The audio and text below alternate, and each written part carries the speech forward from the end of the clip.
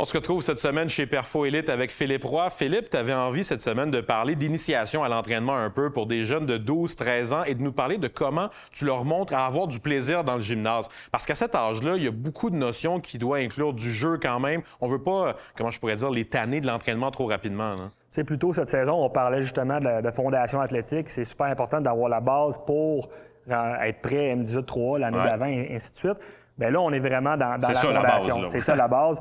Puis la grosse base, tu sais, souvent, les parents vont me dire « Ah, il est trop jeune pour s'entraîner » ou puis là, bon, plein de trucs autour de ça.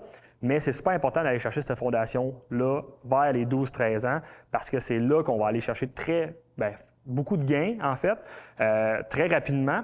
Mais aussi, c'est super important de ne pas l'amener comme... Il ne faut pas entraîner les jeunes de 12-13 ans comme on entraînerait les plus vieux. Puis par là, je veux dire, des back squats, des squats, ce genre de mouvements-là. Oui, c'est important d'intégrer les techniques pour que quand ils arrivent avec leur fenêtre biologique, de pouvoir développer de la force, de la vitesse, qu'ils soient prêts, mais d'amener le plaisir à l'intérieur. Donc, sous forme de parcours, de jeu, de compétition. Donc ça, c'est super important parce que c'est ce qui va permettre d'un peu développer cette flamme-là puis de vouloir continuer à progresser. Et c'est justement ça un peu les exercices que tu as prévus pour nous aujourd'hui. Je suppose que ça inclut du jeu et un petit peu moins de technique comme telle. C'est en plein ça. Donc, on intègre le jeu au travers des exercices. Donc, même si on veut faire, par exemple, on va le voir, mais une planche, bien, c'est important d'aller chercher la bonne technique de ça, mais de l'apporter dans un contexte de jeu. C'est la façon la plus facile de pouvoir intégrer l'entraînement chez les plus jeunes. On va aller voir ça, Philippe. Merci beaucoup. Donc ici, on va vouloir venir faire une planche sur les mains.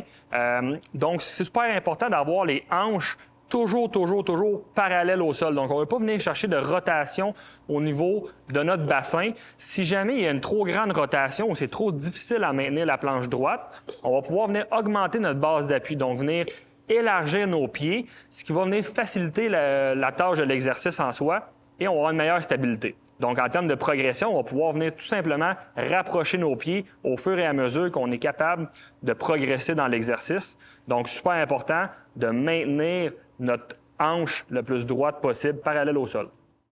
Donc, pour cet exercice-ci, on aura besoin d'un pad en mousse et de des cônes.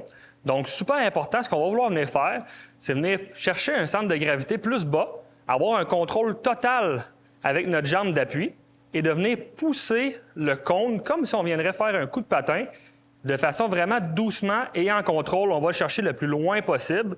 On se replace pour venir faire de l'autre côté par la suite et on enchaîne des répétitions comme ça ici. Donc, super important de le faire pieds nus, ce qui va faire en sorte qu'on va venir travailler tout ce qui est les muscles au niveau des pieds, mais aussi notre stabilité, notre entrée sensorielle. Donc, super intéressant dans un contexte de développement moteur.